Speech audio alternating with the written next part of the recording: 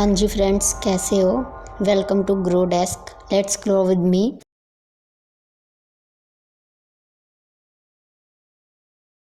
हाँ जी दोस्तों, तो कैसे हो? आज मैं आपके लिए पहला डीएसए का क्वेश्चन लेकर आ गई हूँ। चलिए इसका सोल्यूशन देखते हैं। हमारा पहले आज का क्वेश्चन ये है। इसका वैसे ना, इसका नाम है सम टिल वन डिजिट। इसका मतलब ये है कि हमें एक एन नंबर दिया होगा और हमें उन सब के एक एक डिजिट का सम करना है। और उसको तब तक करना है जब तक कि हमारा जो आउटपुट है, मतलब जो फाइनल आंसर है, वो एक डिजिट, सिंगल डिजिट में हो। मतलब कि जैसे कि 0 से लेके 9 तक के अंदर अंदर का ही हो सिर्फ। अगर 9 से ग्रेटर होगा तो वो 1 डिजिट में नहीं आ जाएगा, वो 2 डिजिट में आ जाएगा। जैसे कि अगर इसका हम इसको एक्सप्लेन करके देखेंगे कि इसका सम क्या है, तो इसको हम ऐसे लिख सकते हैं। 2 प्लस 0 प्लस 4 प्लस 8। तो इसका जो सम होगा वो क्या होगा? 8 प्लस 4 12, 12 प्लस 0 12, 12 प्लस 2 14। तो क्या ये एक डिजिट है? नहीं, ये एक डिजिट तो नहीं है, क्योंकि 1 और 4 टू डिजिट का नंबर है। तो अब हमें तब तक सम करना है जब तक कि ये सिंगल डिजिट में ना आ जाए सम में हमारा। तो हम इसको 14 को फिर से हम सम कर देंगे। तो क्या करेंगे? 1 प्लस 4।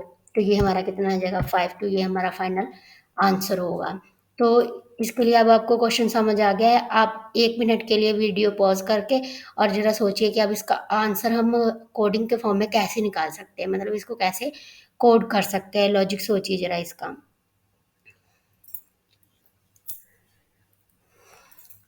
होप आप सबने सोच लिया होगा। हम इसको क्या करेंगे? सिंपली हम यहाँ पे एक लूप लगा देंगे और इसका एक एक डिजिट हम ले लेंगे। पर इसमें भी है कि हम एक एक डिजिट अब ले कैसे। तो अगर मान लीजिए हम लूप लगाकर इस नंबर को 10 से डिवाइड करते रहे हर बार, तो हमारे पास रिमाइंडर क्या क्या आ जाएंगे? हमारे पास पहले 8 आ जाएगा रिमाइंडर, फिर 4 आ जाएगा, फिर 0 आ जाएगा, फिर 2 आ जाएगा। और हम सबको अगर ऐड करते रहेंगे तो हमारे पास फर्स्ट टाइम जब हम ऐड करेंगे तो ऐसे ही हमारे पास 14 आ जाएगी। पर अगर हम जो अब नया हमारा सम आएगा वो 14 है। हम यहाँ पे अब चेक कर लेंगे कि क्या ये हमारा 9 से ग्रेटर है। अगर ये 9 से ग्रेटर होगा तो हम इस पे फिर से यही वाला फॉर्मूला, मतलब ऊपर वाला ही लॉजिक लगा देंगे फिर से तब। तो ये फिर से ऐड हो जाएगी, तो अब हमारे पास 5 आ जाएगा। अब हम चेक कर लेंगे कि क्या 5 9 से ग्रेटर है? नहीं है। तो ये हमारा फाइनल। हाँ जी, तो हमने जान लिया है कि ये कैसे करेंगे। इसको थोड़ा और अच्छे से एक्सप्लेन करके मैं समझाती हूँ। जैसे कि मान लो ये n है। अब इसको मैं 2048 को अगर, जैसे कि मैं पहले मॉडुलस ले लूँ 10 से, तो अब इसका आंसर क्या आ जाएगा? ये हमारा मॉडुलस दे देगा 8, क्योंकि इसको डिवाइड करेंगे तो जो रिमाइंडर होगा वो 8 आ जाएगी। अब अगर मैं 2048 का अगर डिवाइड कर दूँ 10 से, तो जो जो हमारा न्यू क्वोशंट होगा वो क्या बन जाएगा? 204 बन जाएगा। जिस जो कि हमारा ये n आ जाएगा। अब इसको हम n में स्टोर कर लेंगे, जैसे कि मैंने बोला था। तो अब इसको जो हमारा है, ये हमारा रिमाइंडर होगा। इसको हमने आर एम में स्टोर कर लेंगे और ये हमारा न्यू n हो जाएगा। तो इसको हम अगर बार बार करते रहें, जैसे कि मैं आपको दिखाती हूँ। इसको अब फिर से करेंगे, फिर से करेंगे। अब अगर मैं इसको सेकंड टाइम करती हूँ, तो अब ये जो हमारा जो n है, अब उसका हम मॉडुलस लेंगे यहाँ पे, जैसे कि तो ये 8 तो नहीं, अब हमारा n 204 है। 204 को हम लोग अब 10 से मॉडुलस लेंगे, तो अब हमारा न्यू जो रिमाइंडर है वो 4 आ जाएगा। और अगर हम ये, क्योंकि अब हमारा n 204 है, इसको फिर से 10 से हमने डिवाइड किया, तो फिर से अब हमारा न्यू n हो जाएगा, जो कि अब हमारा 20 हो जाएगा। अब ऐसे ही हम यहाँ पे जो रिमाइंडर है उसको 2048, अब हमारा जो न्यू एन था वो कितना बच गया था? 20 बच गया था। इसको फिर से हमने 10 के साथ मॉडुलस लिया, तो ये क्या हमारा बच गया? यहाँ पे 0, हमारा 0 बच गया। अब अगर हमने जो रिमाइंडर 0 बच गया है और जो हमारा न्यू एन है वो कितना आ जाएगा? क्योंकि हमारा जो प्रीवियस एन था वो कितना था? प्रीवियस एन था हमारा 20, देख सकते हो आप। तो अब 20 डिवाइड बाय 10 करेंगे तो ये हमारा 2 आ जाएगा। तो अब फिर से रिमाइंडर हम फाइंड करेंगे टू टू का 10 के साथ। तो इसका रिमाइंडर इक्वल टू 2 का रिमाइंडर फाइंड करेंगे हम किसके साथ, 10 के साथ। तो ये हमारी क्या आ जाएगी, जब हम टू, अब हमारा एन 2 है, हम 2 को मॉडुलस ले लेंगे 10 के साथ, तो हमारा मॉडुलस अब 2 ही आ जाएगा। अब जो हमारा एन अभी भी, अब जो हमारा एन है वो कितना है, 20 था हमारा, सॉरी 2 था हमारा एन, ये 2 आ गया था। फिर 2 को अगर 10 के साथ डिवाइड करेंगे तो हमारा क्वेश्चन अब फिर से क्या आ जाएगा, अब हमारा क्वेश्चन 0 आ गया। तो हमने लूप लगाया, हमने पहले ही कंडीशन देख ली कि जब हमारा एन 0 हो जाए तो हम इसको स्टॉप कर देंगे। तो इस कंडीशन के अकॉर्डिंग हर बार जो भी हमारे रिमाइंडर की वैल्यू है, हम हर रिमाइंडर की वैल्यू इसको ऐड करते जाएंगे। तो इसको अगर ऐड करें तो ये क्या बन जाएगी हमारी, पहले आया था 8 प्लस, फिर रिमाइंडर क्या आई हमारी 4, तो यहाँ पे हम लिख देंगे 4।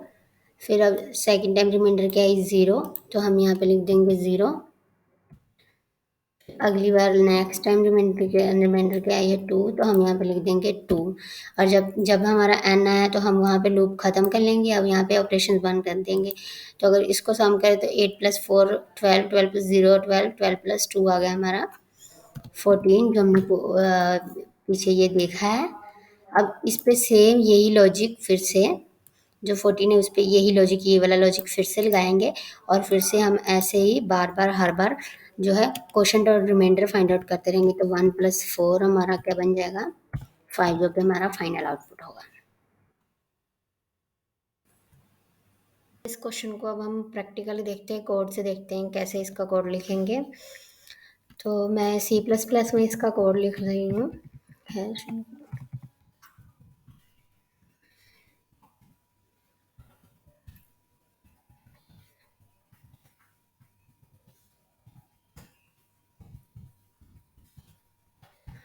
क्योंकि ऊपर हमने इंट मेन लिया है ये, तो इसके लिए हम यहाँ पे रिटर्न 0 भी लेंगे।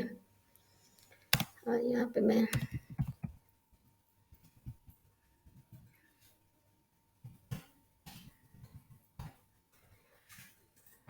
ठीक है, ठीक है फ्रेंड्स, तो हम एक इन एन ले लेते हैं वेरिएबल, जिसके अंदर हमने जो एग्जाम्पल में हमने देखा है, हम वही नंबर ले लेते हैं 2048, इसी का ले लेते हैं। अब क्योंकि हमें इस नंबर पे लूप लगाना है और इसका रिमाइंडर फाइंड आउट करना है, तो हम बाहर ही एक REM नाम से एक वेरिएबल ले लेते हैं रिमाइंडर के लिए, जिसके अंदर रिमाइंडर स्टोर करेंगे। तो अब यहाँ पे हम वाइल लूप क्यों लगा रहे हैं, क्योंकि ये 2048 जो है वो 4 लेंथ है इसकी, ठीक है टोटल, क्योंकि 1 2 3 4, तो इसकी 4 जो है वो लेंथ है, पर हमें नहीं पता ये 4 लेंथ है, हो सकता है ये 20 ही सिर्फ हो तो 2 लेंथ हो जाएगी, हो सकता है ये और भी बड़ी हो जो नंबर है, तो इसकी लेंथ और बड़ी हो जाएगी कि इसमें कितने नंबर्स आ रहे हैं, कितने डिजिट्स आ रहे हैं। तो इसलिए हम वाइल लगा रहे हैं, क्योंकि हमें यहाँ पे काउंट नहीं पता है। तो हम यहाँ पे कंडीशन लगाएंगे। हमारी कंडीशन क्या है कि जब जो हमारा, हम इसको अब कब तक करेंगे, हम लोग कब तक चलाएंगे, जब तक कि इसको हम बार बार डिवाइड करते रहेंगे, रिमाइंडर फाइंड करते रहेंगे, न्यू क्वेश्चन आता रहेगा। तो जब हमारा जो न्यू क्वेश्चन है, मतलब एन है, वो जब तक तो एन जो है वो ग्रेटर देन 0 होगी, तब तक हम ये लूप चलाते रहेंगे। और जैसे ही लेस देन 0 होगी तो हमें क्या करना है, तो इसका मतलब क्या है कि ये सारे नंबर्स खत्म हो गए हैं, ये सारे डिजिट्स खत्म हो गए हैं, क्वोशंट अब खत्म हो गया है, यहाँ पे आ गया है, तो इसके लिए इसको हम लूप को ख़त्म कर देंगे। तो ये कंडीशन लगा दिया। अब यहाँ पे हमें क्या करना है, पहले रिमाइंडर फाइंड आउट करना है। तो REM जो हमने लिया था वेरिएबल, वो equal to n modulus n।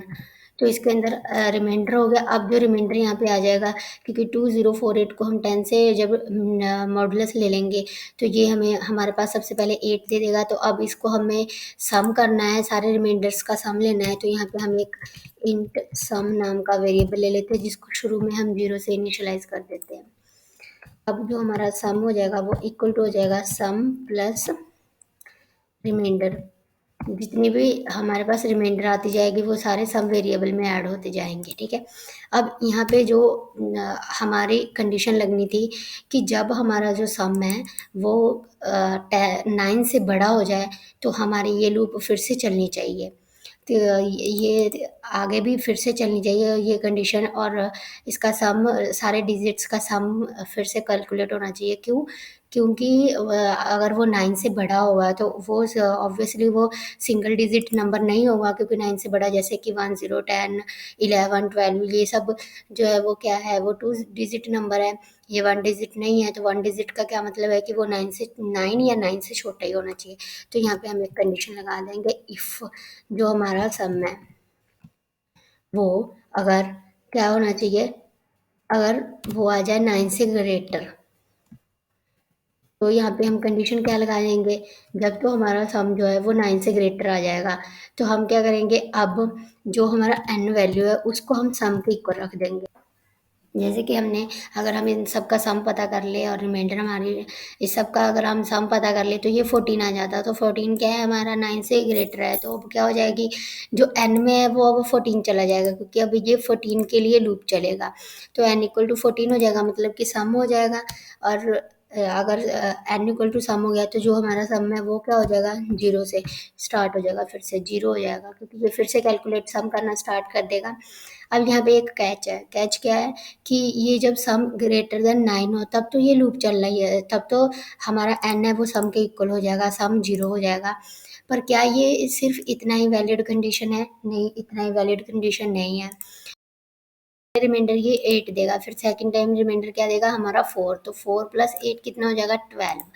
तो हमारा तो सम यहीं पे, अभी इसने सिर्फ लास्ट के 2 डिजिट ही जो है लिए हैं और उसका ही सम किया है, तभी हमारा जो रिमाइंडर है वो 9 से बड़ा हो गया है। तो इस टाइम ही हमारा क्या करेगा, ये कंडीशन चल पड़ेगा, और इसके अकॉर्डिंग अब एन में क्या स्टोर हो जाएगी, सम जो कि है 4 प्लस 8 मतलब 12 स्टोर हो जाएगा। तो ये सम को अब जीरो कर देगा, और अब उन्हीं दो मतलब 1 to 12 को ही आगे, जैसे कि यहाँ पे अब क्या आ जाएगा, ये 12 आ जाएगा उस टाइम, तो ये आगे क्या करेगा, इस 1 प्लस 2 12 को ही कैलकुलेट करेगा, और इसको कैलकुलेट करके ये फिर 3 दे देगा।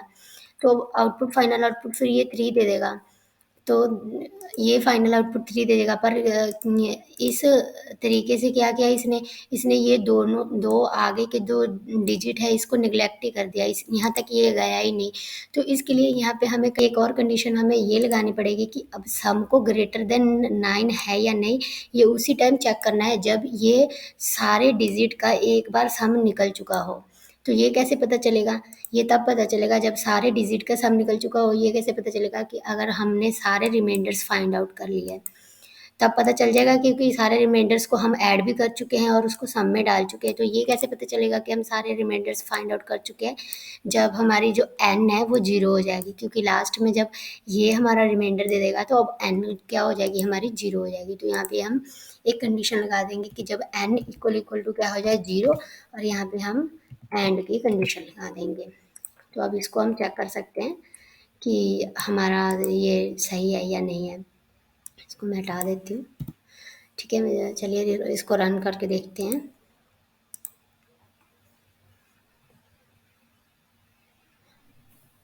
ये हमारा आउटपुट नहीं दे रहा, देखते कोड को। ओह सॉरी, यहाँ रिमाइंडर फाइंड आउट करने के बाद हमें नया एन की वैल्यू अपडेट भी करनी चाहिए थी। तो ये नया एन क्या बन जाता है, हमारा एन डिवाइड बाय 10, तो ये हमारा नया एन बन जाएगा। तो चलिए इसको हम रन करके देखते हैं।